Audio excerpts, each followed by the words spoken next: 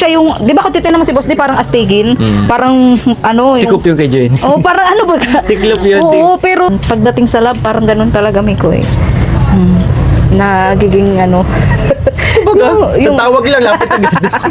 Kumbaga, sa tawag lang, lapit agad. Yung ganun talaga. Ayan, may bulong na naman po si Miko oh. Ayan.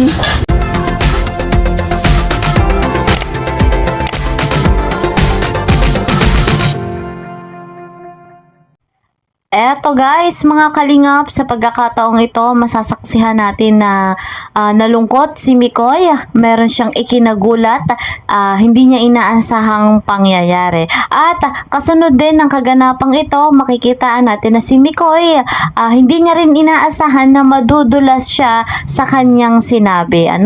Ating panoorin ang kabuang video sa vlog na ito. Pero bago tayo magpatuloy, good morning, good morning, good morning! Good evening sa inyong lahat. Saan man dako kayo naroroon, ano man ang inyong pinagkakaabalahan. Ayan.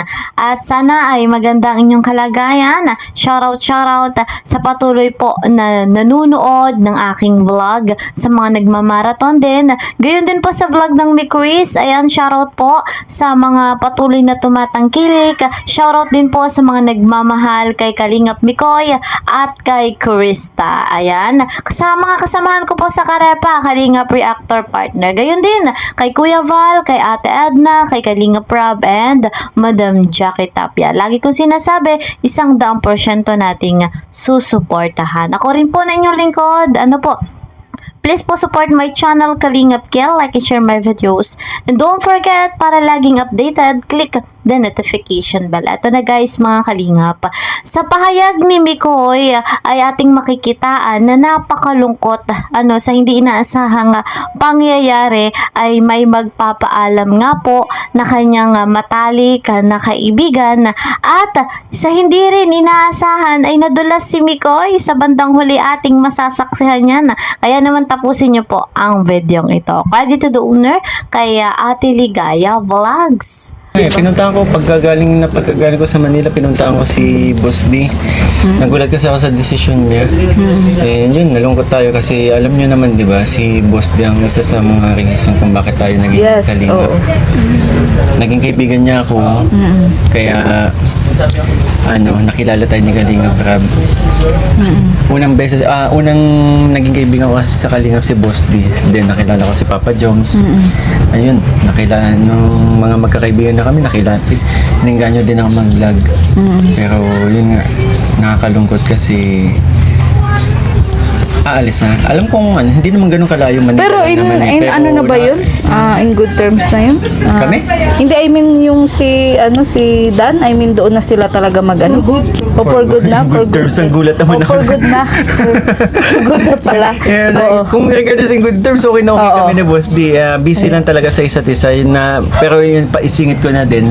Kasi may mga gumagawa ng issue hindi kami okay. Yun nga din ang ibig ko sabihin na okay kami ni Boss D.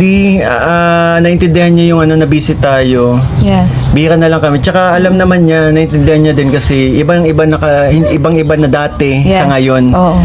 Kasi kung dati wala naman akong ibang ginagawa kundi yun, pumunta lang sa kanila. So ngayon may mga priorities na din tayo. Kaya tulad ng pinupunta ko yung mga beneficiaries, pagbablog ko, mga beneficiaries. Pero okay kami ni Boss D. Tsaka si Boss D, iba din yung naging switching ng buhay niya from binata, di ba, biglang nagkaroon ng family. So hindi naman not all the time kailangan tama. Kasi syempre pamilyado na yung tao, hindi naman pwedeng nandun tayo palagi. Kasi kung katulad lang din nung dati, bakit di ba, walang problema kung ako naintindihan kita bro, kasi parang ganyan din baga kami ni Tata. Focus tayo nakafocus tayo sa pero yun nga, naging usapan namin ni Boss, hindi kami alam nila naging busy ako pero hindi sila nagtanong ng kahit kay Papa siguro Jones, nagkaroon lang ng tampo kasi may mga times na yan. May hindi na, baka kasi kung anong isipin nilang tampo na like Hindi kami ganyan mga magkakaibigan. Kami yung mga magkakaibigan na solid. So, anong klaseng tampo ba yun? Kasi pag may mga like nag-gatherings, hindi ako pumupunta. Gets naman nila yung anong klase. Minsan sumasaglit lang ako. Hindi ako pumupunta.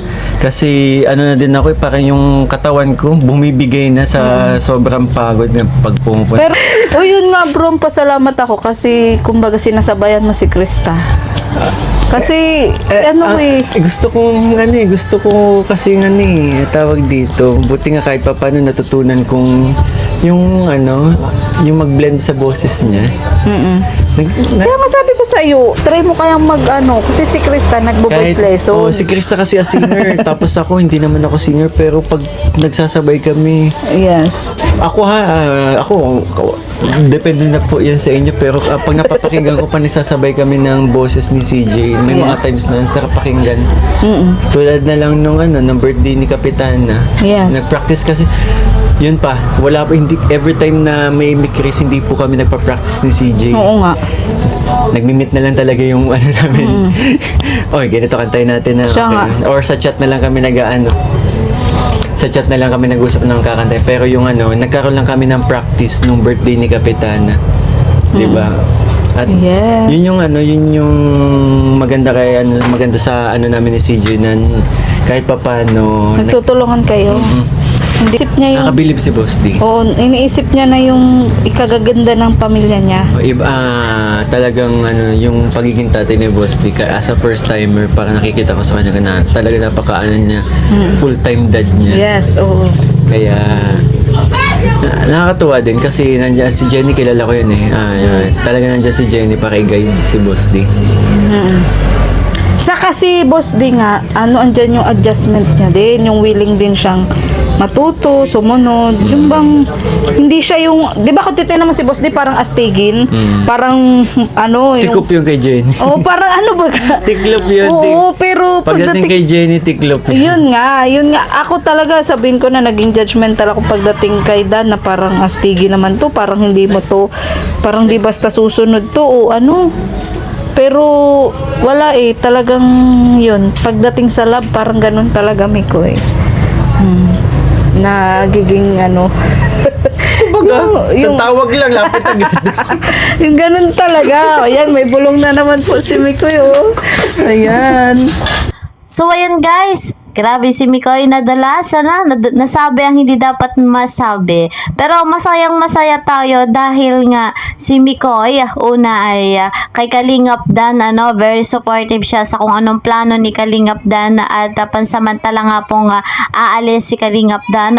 Iniisip niya yung future ng kanyang pamilya at iniisip niya yung magandang kinabukasan. At eto nga, habang ini-interview ni Ate Ligaya, nadulas siya. Kaya naman, guys, masayang masaya tayo dahil nakikitaan natin ang napakagandang pag-usbong ng chemistry si Mikoy at si Krista. Hanggang dito na lamang po muna ang ating update. See you po sa next video. Mag-iingat po kayo palagi. God bless everyone. God bless Team Kalingap. Bye-bye!